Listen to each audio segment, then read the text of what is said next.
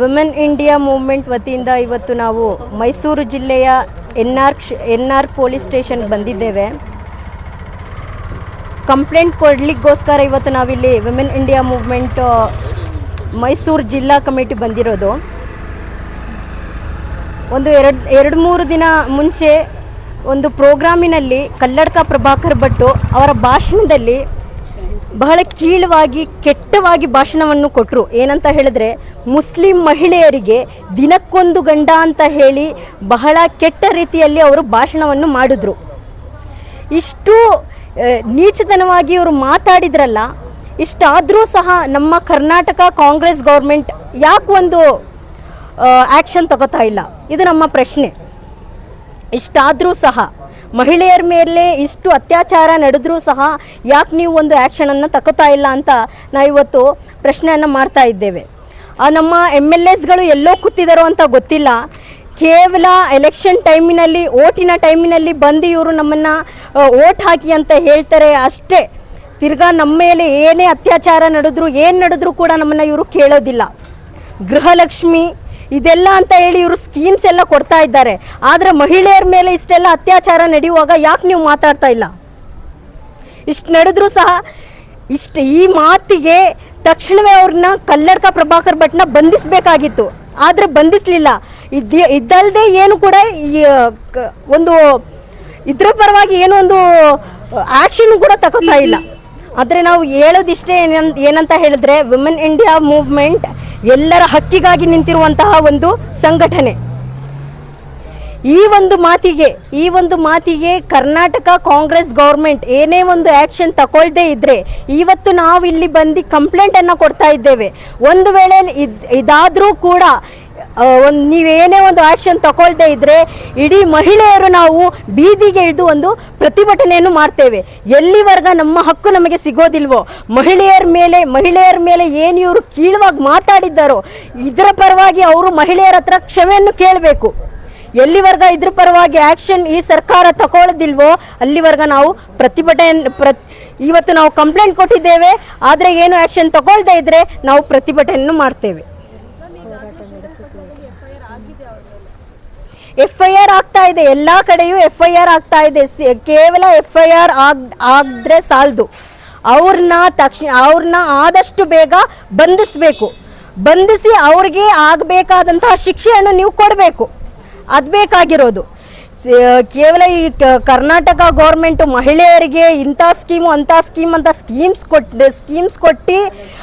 Schemes ಕೊಟ್ಟು ಒಂದು ಕಡೆ ಸ್ಕೀಮ್ಸ್ ಕೊಡ್ತಾ ಇದ್ದಾರೆ, ಒಂದು ಕಡೆ ಅವ್ರಿಗೆ ಬೇಕಾಗಿದ್ದಂಥ ಮಹಿಳೆಯರ ಮೇಲೆ ಅತ್ಯಾಚಾರ ನಡೀತಾ ಇದೆ. ಈ ಅತ್ಯಾಚಾರ ನಡೆದ್ದು ಇಂತಹ ಸ್ಕೀಮ್ ಕೊಟ್ಟು ಏನು ಪ್ರಯೋಜನ ಇಲ್ಲ. ನಾವು ಹೇಳೋದು ಇಷ್ಟೇ ಏನಂತ ಹೇಳಿದ್ರೆ, ಇವತ್ತು ಇಷ್ಟು ನೀಚತನವಾಗಿ ಮಾತಾಡಿದ್ದಾರೆ. ಇನ್ನೊಬ್ರು ಇಂತಹ ಮಾತಾಡಬೇಕಂದ್ರೂ ಯೋಚನೆ ಮಾಡಬೇಕು. ಅಂತಹ ಒಂದು ಶಿಕ್ಷೆಯನ್ನು ನೀವು ಕೊಡಬೇಕು ಅಂತ ನಾವು ಕರ್ನಾಟಕ ಗೌರ್ಮೆಂಟ್ ಹತ್ರ अपील मारते हैं।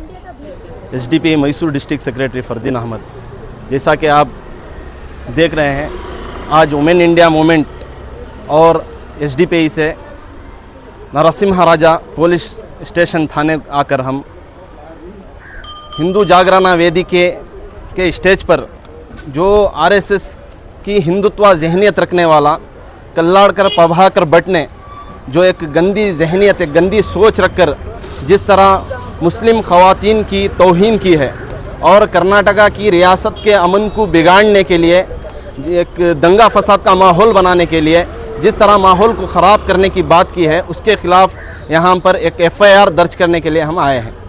और वुमेन इंडिया मूवमेंट का ये फ़ैसला है कि पूरे रियासत में, हर डिस्ट्रिक्ट में, हर स्टेशन लिमिट में ये कल्लाड़कर प्रभाकर भट्ट के ख़िलाफ़ हम FIR करेंगे।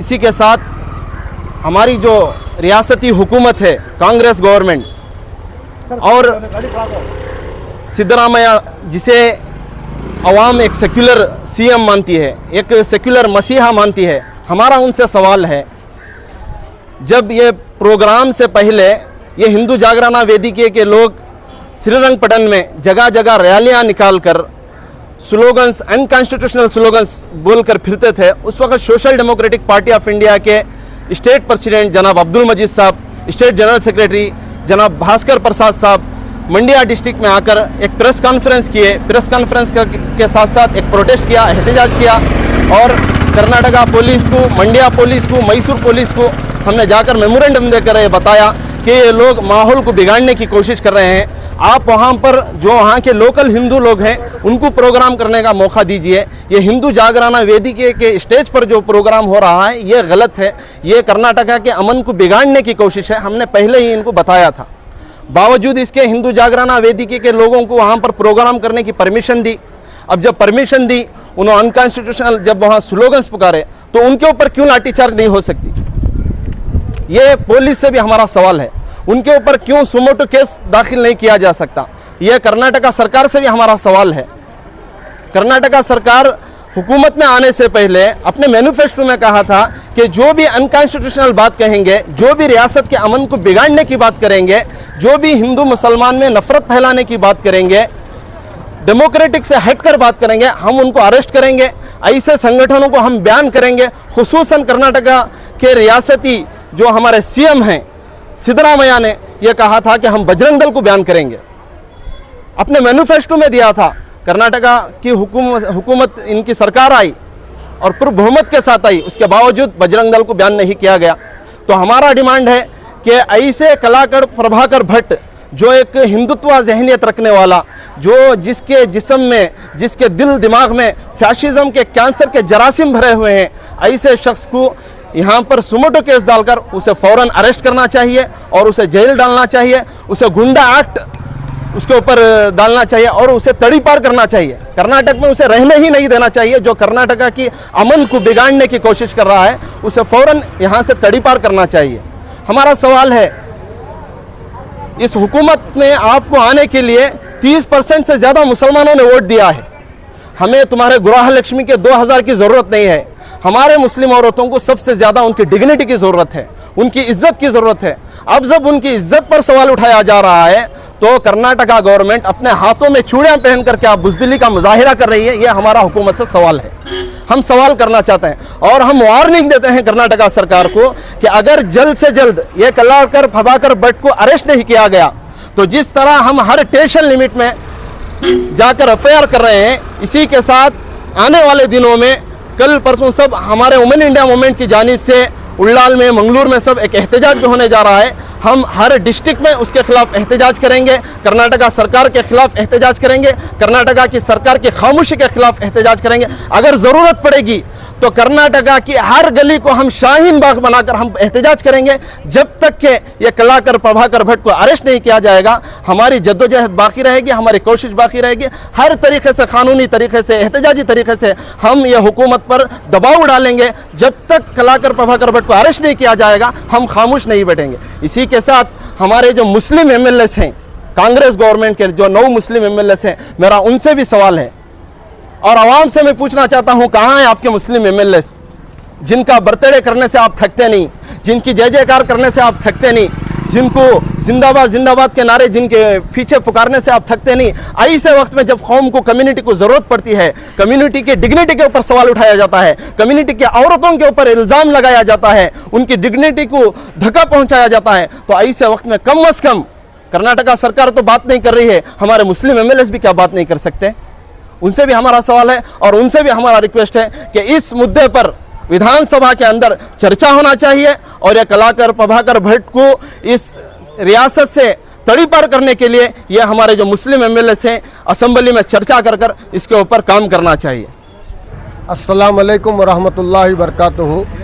मेरा नाम Ferozullah Sharif, women India movement national coordinator.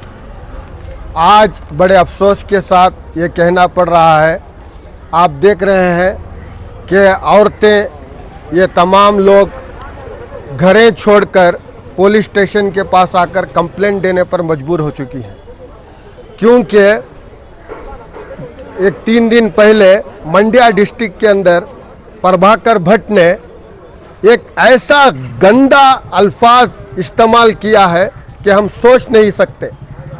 इनकी एक साजिश ऐसी है कि नॉर्थ इंडिया जैसे माहौल को साउथ इंडिया में लकाने की एक साजिश चल रही है। आप देख सकते हैं, ये जो बात करने का वक्त था श्रीरंगपट्टनम के अंदर इन्होंने अपने धर्म का एक त्यौहार बनाया। हमें इसमें कोई रोक टोक नहीं है।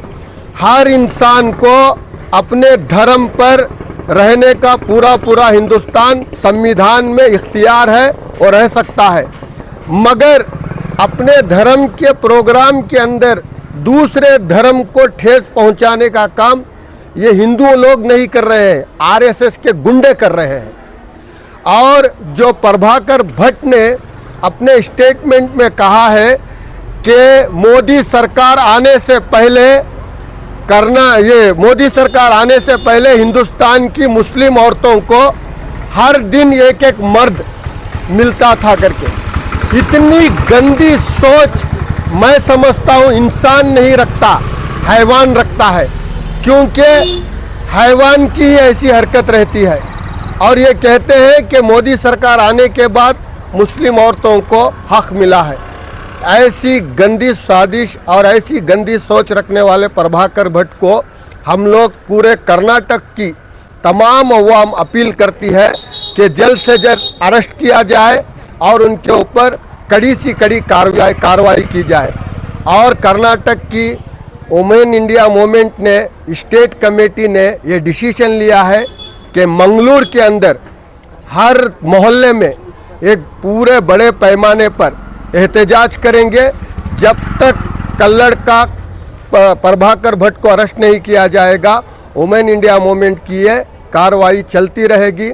हम लोग अब स्टेशनों पर आकर ये कंप्लेंट दर्ज कर रहे हैं। अब इसके बाद हम यहाँ से फौरन कमिश्नर ऑफिस को जाएंगे, वहाँ पर भी जाकर केस दर्ज करेंगे। अगर इस पर जल्द से जल्द कार्रवाई नहीं होगी तो अगला स्टेप वुमेन इंडिया मूवमेंट का एहतजाज का रहेगा। और एहतजाज तब तक करेंगे जब तक कल्लड़ का प्रभाकर भट्ट को अरेस्ट नहीं किया जाएगा और आरएसएस की ये गंदी सोच को नहीं हटाया जाएगा। आखिरी में एक बात कहना चाहता हूँ, मैं बड़े दर्द के साथ कहना चाहता हूँ कि हमारे उलमा इकराम, हमारे अमायदीन शहर और हमारे एमएलए, हमारे कॉरपोरेटर कहाँ मर चुके हैं। क्यों एक औरत पर इतनी गंदी लफ्ज इस्तेमाल करने के बावजूद भी ना हमारे उलमा इकराम से कोई एक स्टेटमेंट आता है, ना हमारे यहाँ के हुकूमत के जो सेकुलर जहन रखने वाले एमएलओ के तरफ से एक स्टेटमेंट आता है, ना अमायदीन के शहर से एक स्टेटमेंट आता है। तो हम लोग बहुत थक चुके हैं, हम लोग मसाजिद गवा ले चुके हैं, हम लोग हमारी इज्जतों पर खिलवाड़ बर्दाश्त कर चुके हैं। अब हमारे ईमान पर धज्जियां लगाई जा रही हैं। हम इस चीज़ पर बर्दाश्त नहीं करेंगे। हम इसके लिए आगे बढ़ेंगे, चाहे हमें लाठियां वो बरसाएं तो हम लाठियां खाने के भी लिए तैयार हैं। अगर वो गोलियां बरसाएं हम गोलियां खाने के लिए भी तैयार हैं। अगर वो हमें जेलों में डालें तब भी हम तैयार हैं, मगर हम संविधान से एक लम्हा भी पीछे नहीं हटेंगे और संविधान के खिलाफ हम कभी भी जाएंगे भी नहीं और दूसरों को जाने भी नहीं देंगे। हम लोग हमारी तमाम कम्युनिटी की और तमाम इंसानियत के लिए हमेशा जद्दोजहद करते रहेंगे। ये वुमेन इंडिया मूवमेंट की जानिब से यह आपके लिए एक स्टेटमेंट है। अस्सलाम वालेकुम रहमतुल्लाहि व बरकातुहू। अस्सलाम वालेकुम व रहमतुल्लाहि व बरकातुहू। विमेन इंडिया मूवमेंट के ताल्लुक़ से आज मैसूर के अंदर जो एनआर पुलिस स्टेशन के अंदर जो प्रभाकर भट्ट जो गंदे हिसाब से जो लफ्ज़ निकाल दिया गया, तो उसके ख़िलाफ़ हमें एफआईआर करने एफआईआर कर दिया है। तो ऐसे लफ्ज़ मुसलमान औरतों के ऊपर बहुत घटिया हरकत से उन्होंने बात की है। तो ऐसे बोलने वाले को बहुत सख्त सज़ा देना ज़रूरी है। तो वुमेन इंडिया मूवमेंट से ये चाहती है कि ऐसा ना फितने डालने वालों को कभी आज़ाद मत नहीं देना। जो कर्नाटक के अंदर बहुत सारे ऐसे काम हो, लेकिन हमें जो मदद की वजह से पुलिस स्टेशन को आती तो हम ना यहाँ खिलाफ बात करते, लेकिन कांति एक जगह दिए तो बस कई को तुम्हें पूरा स्टेशन को आको ऐसे लेटर दे रही कर बोल कर हमने जुड़का को बात कर रही। तो हमें क्या चाह रही तो जो ऐसा घटिया हरकतों से भी करने को जा रही जो लीडर स्टेज के ऊपर चढ़ कर ऐसे बातें कर रही, इनको की सज़ा नहीं हो रही, इनको की वो FIR कर को इनको सज़ा नहीं दे रही सो कर को बोलकर हमें इनको पूछना चाहती हैं। ऐसा बात करने से क्या होता, पूरा कर्नाटक के अंदर क्या होता, ना फितना फ़ायदा होता है, आपस में लड़ाइयाँ शुरू हो जाती हैं। तो ऐसा ख़त्म करना रहे तो आज ये जो डिपार्टमेंट है वो उसे ख़त्म करने की कोशिश करना। जब भी ऐसे अल्फाज से और मुसलमान औरतों के ऊपर जो लफ्ज़ निकल को है तो ऐसे हरकत आइंदा नहीं आना कर तो इनको सख्त से सख्त सज़ा देना कर को बोल को वुमेन इंडिया मूवमेंट आपके सामने रखते।